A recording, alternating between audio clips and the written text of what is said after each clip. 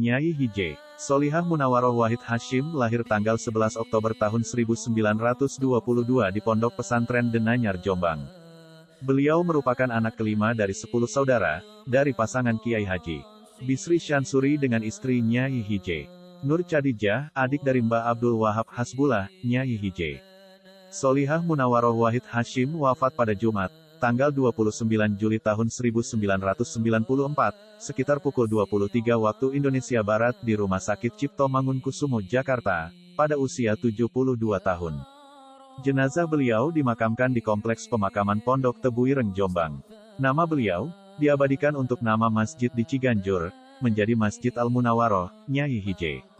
Sholihah Munawaroh Wahid Hasyim melepas masa lajangnya dengan dinikahi Gus Abdurrahim, putra dari Kiai Haji Kholil Singosari, tetapi sang suami kemudian wafat pada tahun awal pernikahan mereka. Kemudian, Nyai Hj.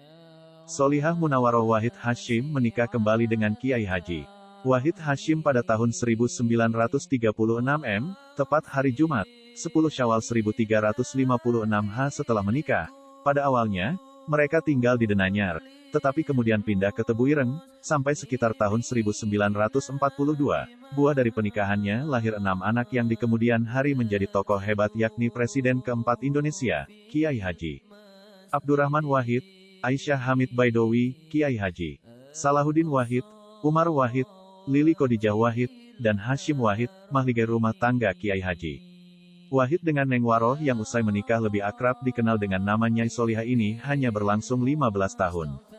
Tepatnya tahun 1953, Kiai Haji Wahid Hasyim meninggal dunia dalam sebuah kecelakaan mobil di Jawa Barat, pada tahun 1950, ketika Kiai Haji Wahid Hasyim diangkat menjadi Menteri Agama. Nyai Hj. Sholihah Munawaroh Wahid Hasyim ikut pindah lagi ke Jakarta. Di Jakarta beliau terlibat dalam kegiatan-kegiatan kemasyarakatan, terutama di Muslimat Nu Jakarta. Dalam kegiatan di lingkungan Muslimat, Nyai Hj. Sholihah Munawaroh Wahid Hasyim merintis berdirinya Yayasan Kesejahteraan Muslimat YKM, yang mengelola segala jenis fasilitas umum seperti rumah sakit, klinik, panti asuhan, rumah bersalin, dan fasilitas sosial lainnya. Kegiatan sosialnya tidak hanya di lingkungan Muslimat Nu saja, ia juga aktif di berbagai organisasi sosial seperti YDB, Yayasan Dana Bantuan, Yayasan Bunga Kamboja, IKPNI, Ikatan Keluarga Pahlawan Nasional Indonesia, Home Care, Panti Jompo dan pengajian untuk para ibu yang dinamakan Al-Islah di Mataraman. Di dalamnya ia sangat aktif dan cukup berperan. Keterlibatannya di Muslimat Nu itu masih ditambah dengan keterlibatannya sebagai legislator DKI Jakarta 1957, DPR GR MPRS 1960, DPR MPR 1971 mewakili Nu tahun 1978 sampai tahun 1987 mewakili PPP, ketika Kiai Haji Wahid wafat dalam kecelakaan di Cimahi, pada 1953, Nyai Hj.